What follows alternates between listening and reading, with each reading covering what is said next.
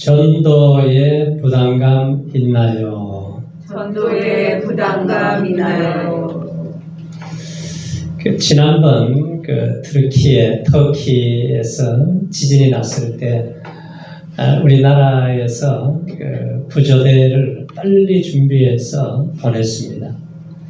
지진이 나면은 72시간이 골든 타임이라고 그래요.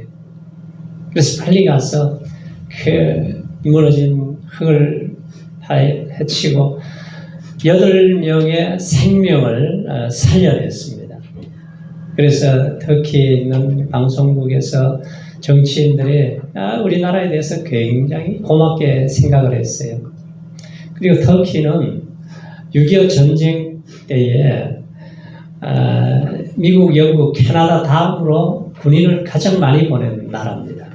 그래서 터키 군인들은 얼마나 용맹스러운지 신발이 워커가 썩어서 너덜너덜 할 때까지 워커를 벗지 않고 싸워주었어요. 그래서 형제국이다 그러죠. 자, 우리가 이 세상에서 가장 긴급한 일이 있다면 뭘까요? 생명을 살리는 거죠. 누가 지금 죽어가고 있다 그러면은 119 구조대가 차가 가게 되면은 모든 차들이 다 세워서 옆에 길을 비켜주잖아요. 왜? 생명을 살리는 일이 가장 긴급한 일이기 때문에 그래요. 그래서 하나님께서는 이제 추수할 때가 되었다. 밭이 희었다 그래요. 그러시면서 이 추수는 때가 있다는 거죠. 기회를 놓쳐버리게 되면은 어떻게 돼요? 사과농사, 배농사 잘 지어가지고 추수할 때가 되면은 수확을 해야죠. 근데 그게 땅에 떨어져 버리면 어떻게 돼요? 다 썩어져 버리잖아요. 그래서 우리가 이 하나님이 우리에게 가장 긴급한 일은 생명을 살리는 일이다. 육체의 생명을 살리는 일도 중요하지만 더 중요한 것이 뭐냐면 영혼을 살리는 일이 가장 중요하다는 거죠. 코로나로 갑자기 우리나라 사람들이 한 34,000명이 죽을 줄 누가 알았어요? 우리 가족, 친구, 친척들이 먼저 갈 줄 아무도 몰랐어요. 그래서 추수의 기회를 놓쳐버리면 후회하게 될 것이다. 그래요. 그래서 우리 주님께서 이 땅에 오셔서 제자들을 훈련하시고 또 십자가에서 못 박혀 죽으시고 장사한 지 부활하셨어요.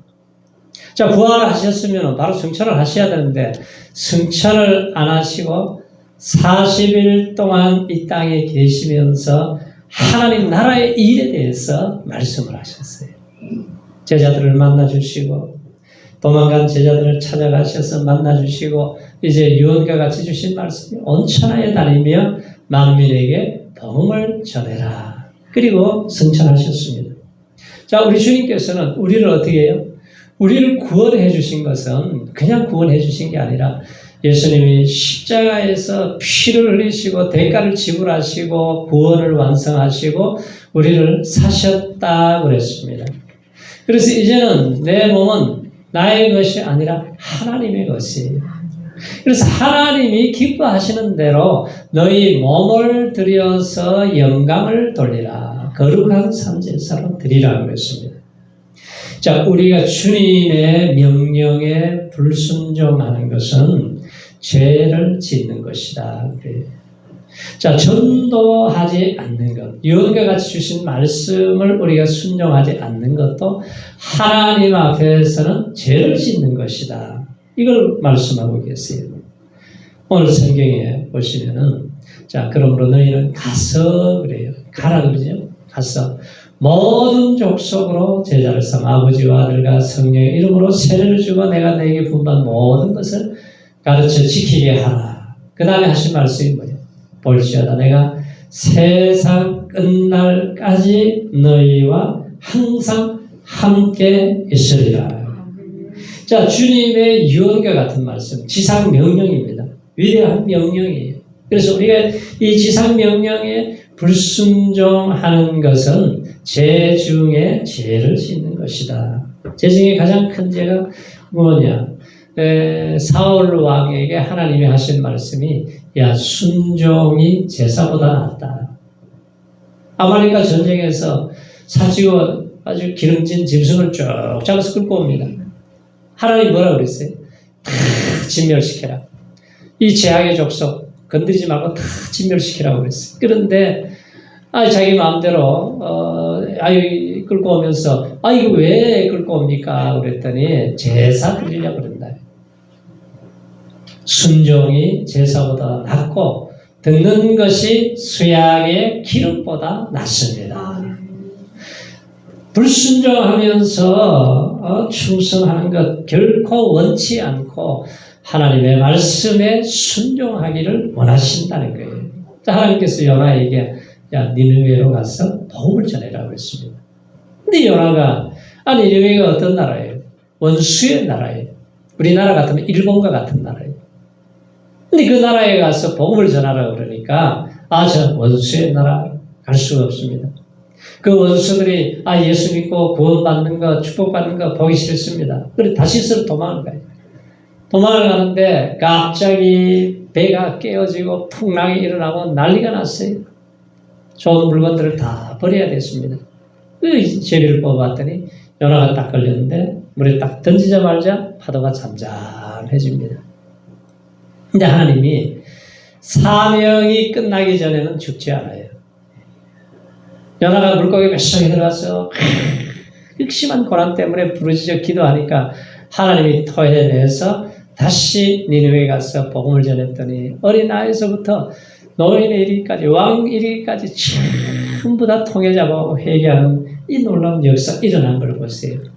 요나가 한 게 뭐가 있어요? 그냥 순종해서 가서 입을 열어서 복음을 전하는 도구밖에 안 되는 거예요. 자, 그러면은 오늘 나의 니느웨는 어디입니까? 나의 다시스는 어디? 내가 복음 전하러 가야 될 곳이 어디인가? 자, 복음을 증가하라는 명령을 어기고 다른 일을 하게 되면은 우리가 때로는 풍랑이 일어날 때가 있어요. 그래서 아무리 우리가 힘들고 어려워도 복음을 전하고 순종하게 되면은 모든 일을 하나님이 내 일에 개입하시고 간섭해 주셔서 해결해 주시는 것을 보게 됩니다. 그래서 너희는 온 천하에 다니며 사복음서에서 복음을 전해라. 전해서 믿는 자는 구원을 받고 믿지 않는 자는 정죄를 받을 것이다. 그러면서 약속하신 것이 믿는 자들에게 이런 표적이 따르리니 저희가 내 이름으로 귀신을 쫓아내고 새 방언을 말하고 무슨 독을 마실지라도 해를 받지 않고 병든 자들에게 손을 얹은즉 나음을 입으리라. 아무리 힘들고 어려워도 전도하면 하나님 명령에 우리가 준행하면은 문제가 사라지고 하나님이 축복을 회복시켜 주신다는 거예요. 어떤 사람이 다리를 잘라내고 의족을 하면서 살아가니까 얼마나 절망되겠어요. 자기 멀쩡한 다리가 이게 완전히 잘라내버렸으니 얼마나 고통스러워요. 그래서 인생이 한탄스럽고 절망스러운데 누군가가 가서 예수의 복음을 전해줬어요. 예수를 믿고 그가 구원을 받고 은혜를 받고 기도하다 보니까 나 같은 죄인 지옥 가야 될 멸망받아야 할 죄인을 이렇게 구원해 주신 것이 너무너무 감사해서 견딜 수가 없어요. 그래서 자기가 선교사로 가겠다는 거예요. 가족들은 다 말렸지만 아니요, 내가 선교사로 가고 싶다. 그래서 아프리카로 갔습니다. 아프리카에서 열심히 이제 복음을 전하는데 식인종들에게 붙잡혀버렸어요. 식인종은 그냥 사람을 잡아먹잖아요. 그래서 오늘은 서양 고기 먹자. 물 끓여라. 그러는 거예요. 그래서 선교사님이 추장한테 얘기하는 거예요. 내 고기는 맛이 없으니까 나를 살려주는 게 좋을 겁니다. 그러니까 우리는 웬만한 고기는 다 잘 먹는다. 걱정하지 말아요. 그러면은 제가 살을 한번 잘라드릴 테니까 잡숴보고 결정하세요. 칼을 달라고 그랬어요. 칼을 가지고 종아리에 있는 살을 잘라가지고 줬어요. 그런데 이 추장이 아무리 씹어 먹어도 씹히지를 않는 거예요. 왜? 의족이라 고무를 잘라주니까 이게 씹히겠습니까? 그러니까 이 추장이 이놈은 어떻게 고기가 이상하다. 씹히지도 않고 맛이 하나도 없다는 거예요. 그건 잡아봐도 소용없다고 살려주라고.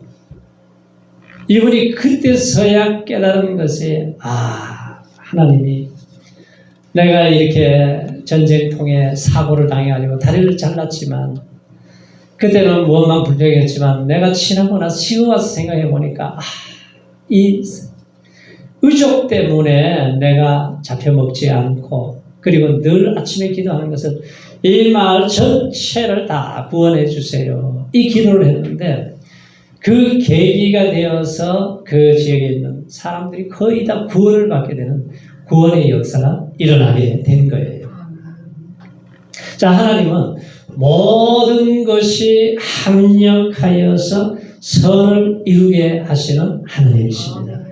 자, 주님 오실 날이 점점 가까워지는 때에 자, 우리에게 명령하세요. 디모데후서 4장 1절 2절에 보면은 하나님 아까 산자와 죽은 자를 심판하실 그리스도 예수 앞에서 엄히 명한다 그래요.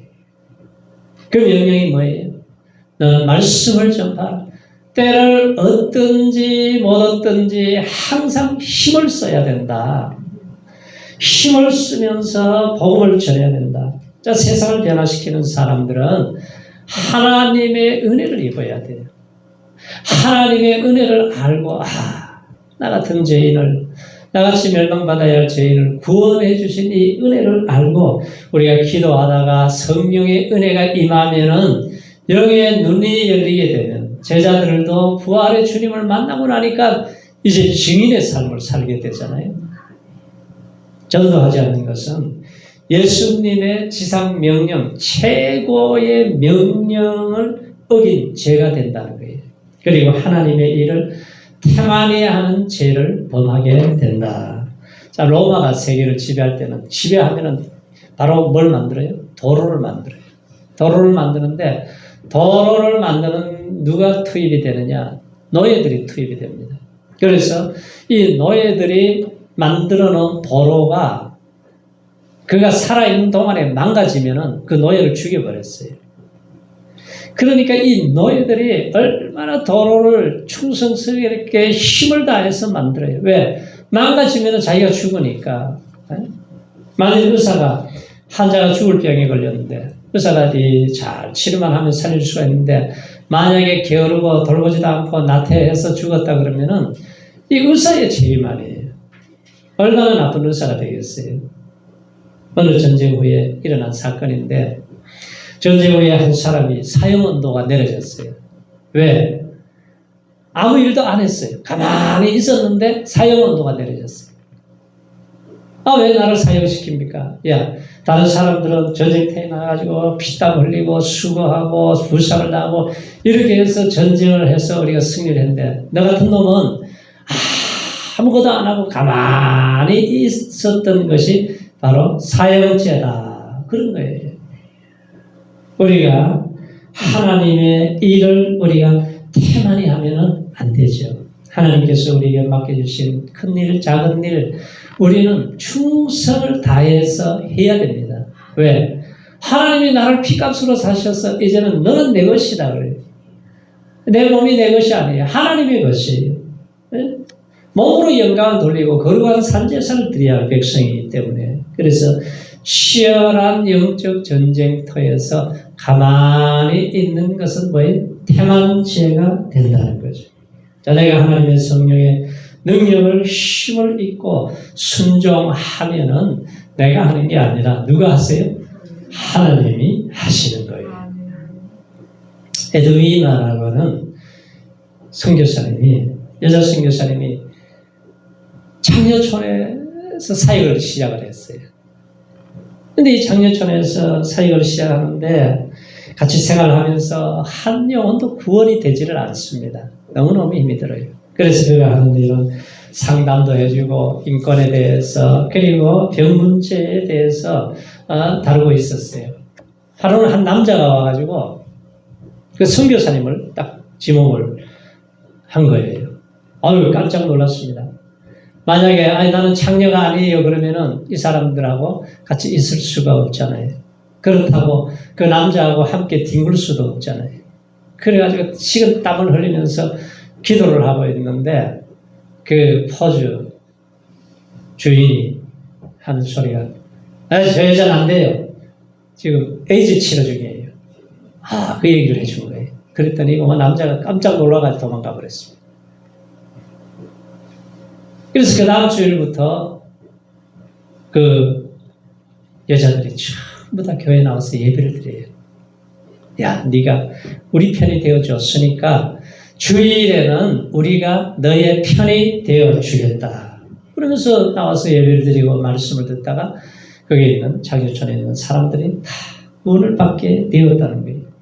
자, 우리가 하나님의 명령에 우리가 순종하면은 내 힘으로 한 영혼이라도 구원할 수가 있나요? 없어요. 하나님이 일을 하실 줄로 믿습니다. 전도하지 않는 것은 하나님의 일을 태만히 하는 죄를 범하는 것이다. 그리고 사람을 죽이는 것도 분명한 죄인데 영혼을 죽이는 것도 영혼 살인죄가 됩니다. 아내나 남편이나 자녀, 부모나 이웃이나 친척, 친구들을 옆집의 영혼이 지옥 가게 하는 것은 뭐냐? 영혼의 살인죄라는 거예요. 에스겔 선지자가 이렇게 경고를 해요. 인자야, 너를 이스라엘 족속의 파수꾼으로 세웠으니 너는 내 입의 말을 듣고 나를 대신하여 그들을 깨우치라 그래요. 가령 내가 악인에게 말하기를 너는 꼭 죽으리라 할 때에 네가 깨우치지 아니하거나 말로 악인에게 일러서 그 악한 길을 떠나 생명을 구원케 하지 아니하면 그 악인은 죄악 중에서 죽으려니와 내가 그 핏값을 내 손에서 찾는다. 이 말씀을 하세요. 자, 우리 악인에게 복음을 전해서 그 사람이 안 믿으면은 그 사람 책임이에요. 우리 자녀들, 우리 가족, 내가 만나는 사람, 내 친구들, 내게 맡겨진 영혼이 있는데 그들에게 이 예수의 복음을 전하지 않아서 그 사람이 지옥 갔다면은 너의 손에서 핏값을 찾겠다는 거예요. 우리가 전도하지 않아서 내가 핏값을 계산해야 될 날이 온다는 거예요. 에스겔 선지자는 아주 우리에게 섬찟한 얘기를 지금 하고 있잖아요. 심판받을 때에 하나님이 물으신다는 거예요. 야, 네 부모가 어디에 있느냐? 너 지옥에 있다 지금. 응? 지옥에. 왜 네가 복음을 전하지 않았느냐? 그래서 너의 손에서 내가 핏값을 찾겠다는 거예요. 너의 자녀가, 내 이웃이, 내 친구가, 내 친척이 어디에 있느냐? 우리가 살아있는 동안에 귀가 열려서 말씀을 들을 수 있을 때에 우리가 복음을 전해서 그 영혼이 구원을 받고 살아나면은 하나님이 상을 예비하고 계시지만 네가 복음을 전하지 않아서 죽었다면은 네 손에서 핏값을 찾겠다. 이 말씀이죠. 단지 15분이라고 하는 연극이 있어요. 20대에 아주 총명한 젊은이가 있었습니다. 열심히 공부를 해서 박사학위 이제 논문을 다 써가지고 심사위원들이 지금 심사를 하고 있어요. 그리고 또 아름다운 아가씨를 만나가지고 청혼을 했습니다. 아직 승낙을 받지를 못했어요. 그리고 그 다음날 몸이 좀 안 좋아서 병원에 갔더니 의사 선생님이 당신은 이제 15분밖에 살 수가 없습니다. 사형 선고가 내려졌습니다. 15분, 5분이 지났어요. 10분 남았습니다.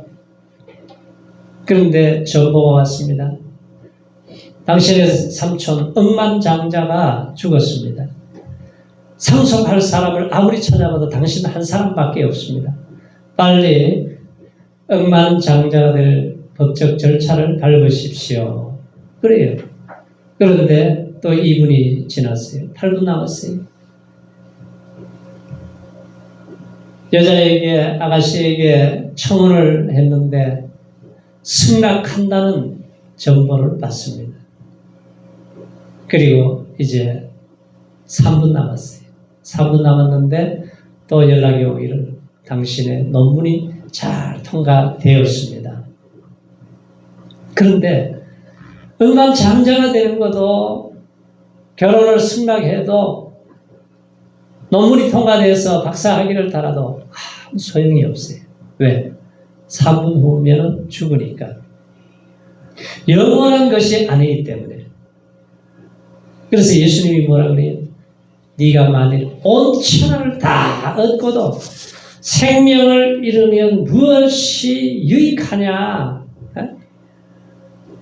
온 천하를 다 얻어도 내가 죽어버리면 무엇이 유익합니까? 그래서 우리 주변에 긴급을 요하는 영혼들이 많이 있어요. 왜? 오늘 전도하지 않으면 지옥 갈 영혼들이 있습니다.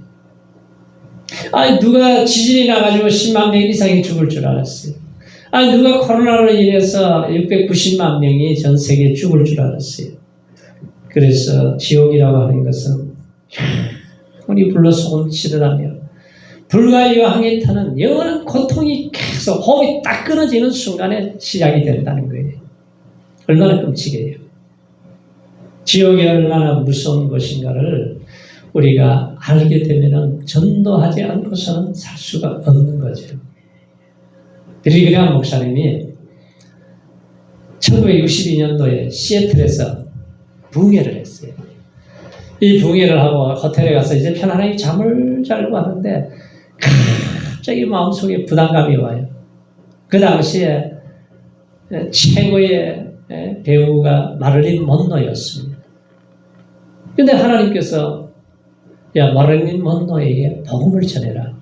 그래서 비서를 통해 가지고 빨리 연락을 해서 약속 날짜를 잡으라고 했습니다. 그런데 2주 후에야 약속을 할 수 있다는 거예요. 그러면 그때 내 모든 스케줄을 비워두고 만날 수 있게 해주라. 그렇습니다. 그런데 2주가 되기 전에 갑자기 아침에 보니까 대에서 큰 신문이 나왔어요. 마릴린 먼로가 자살해서 죽었다. 이게 나온 거예요. 그러니까 좀 더 일찍 복음을 전했더라면 그 영혼을 살릴 수가 있었는데 2주 뒤에 만나려고 했지만 때가 늦어버린 거예요. 그래서 우리 가장 긴급을 요하는 것이 뭐냐? 우리가 영혼을 살리는 일. 누가 사고가 나가지고 지금 호흡이 끊어지려고 그러면은 빨리 119 구조대가 가서 살려내야 되잖아요. 자, 전도하면은 내 신앙이 살아나게 됩니다. 전도하게 되면은 상대방을 살리기 전에 내가 먼저 사는 거예요. 우리가 다음 주까지 2주간 이제 우리가 초청 예배를 드리려고 그러는데 이번 주부터 2주간 열심히 복음을 전하시기 바랍니다. 전도하다 보면은 내가 산다는 거예요. 그래서 지혜 있는 자는 궁창의 빛과 같이 빛날 것이요. 많은 사람들을 옳은 대로 돌아오게 한 자는 별과 같이 빛나리라. 미국에 법 그레이 박사가 있는데 참 이분이 매일매일 아침에 일어나면 오늘도 한 영혼을 만나서 구원하게 하여 주옵소서. 늘 그 기도였어요. 그래서 아침에 기도를 하고 이제 일을 보러 차를 타고 가는데 저 멀리서 누가 차를 좀 이제 세워달라고 그래요. 세워줬습니다. 저기 너의 사람이 있다. 하나님이 그런 음성을 주시길. 그래서 차를 태워서 이렇게 가면서 질문을 해봅니다. 당신은 어디로 가십니까? 시내로 갑니다. 아니, 그 말이 아니고 당신이 만약에 죽는다면 어디로 갈 것입니까? 아예 생각 안 해봤어요. 그러면은 저기 휴게소에 가서 제가 커피 한 잔 사드릴 테니까 커피 한 잔 마시면서 제가 잠깐 얘기해도 되겠습니까? 예, 그렇게 하세요. 그래서 그가 성경을 몇 구절을 찾아주면서 구원의 도리에 대해서 잘 설명을 해줬어요. 그리고 저를 따라서 영접 기도 하십시다. 그래 예수를 영접하고 영접 기도를 하는데 뜨거운 눈물이 쏟아져요. 이 사람 속에서. 그리고 나서 속에서 주머니에서 뭘 깊숙이 꺼내는데 보니까 권총을 꺼내놓았어요. 그래서 하는 말이 내가 이 차를 타고 서는 곳에서 당신을 죽이고 내가 당신을 싣고 다른 주에 가서 버리고 차를 가지고 도망가려고 작정하고 당신 차를 탔는데 오늘 이 구원의 도리의 소식을 듣고 내가 잘못됐다는 것을 회개하면서 눈물이 나옵니다. 얼마나 섬찟해요. 야, 복음을 전하지 않았더라면 아마 죽어서 시체가 될 뻔한 거죠. 그래서 우리가 복음을 전하면은 상대방도 살리게 되고 나도 살게 된다는 거예요. 그래서 우리가 구원받아서 하나님의 자녀가 되어서 우리가 주일마다 이렇게 예배를 드리는 것이 얼마나 감사합니까? 네? 그래서 우리가 하나님 앞에 늘 감사하면서 살지만 내 가족, 내 자녀들, 내 이웃, 내 친척, 내가 만나는 사람들에게 이제 복음을 전하면서 사시기 바랍니다. 나에게 맡겨진 영혼을 지옥 가게 만든다면은 내 책임이라는 거예요. 그래서 우리 주님이 아니 십자가에 죽으시고 구원을 완성하시고 부활 승천하시기 전에 사복음서에서 계속하신 말씀이 온 천하에 다니며 만민에게 복음을 전하라. 그러므로 너희는 가서 복음을 전해라. 숨을 내쉬며 성령을 받으라. 아버지께서 나를 보내신 것 같이 나도 너희를 보낸다고 그래요. 누가 보면은 뭐라고 그래요? 회개의 세례가 예루살렘에서부터 땅끝까지 이르게 될 것이다. 그래서 우리가 이 땅에 사는 목적이 분명한 것은 뭐예요? 구원받은 백성으로서 우리가 잃어버린 내 주위에 있는 가족과의 영혼들을 구원해서 우리가 하나님 앞에 서는 날은 하늘의 스타가 되라. 하늘의 상을 예비해놓고 자식이 잘 되기를 바라는 부모님 마음처럼 우리 하나님 아버지께서 왜 이 명령을 하셨는가를 우리가 깊이 생각하고 깨닫고 이 말씀에 순종해서 우리 하나님의 기쁨을 드리는 주인공들이 다 되시기를 축원합니다. 할렐루야.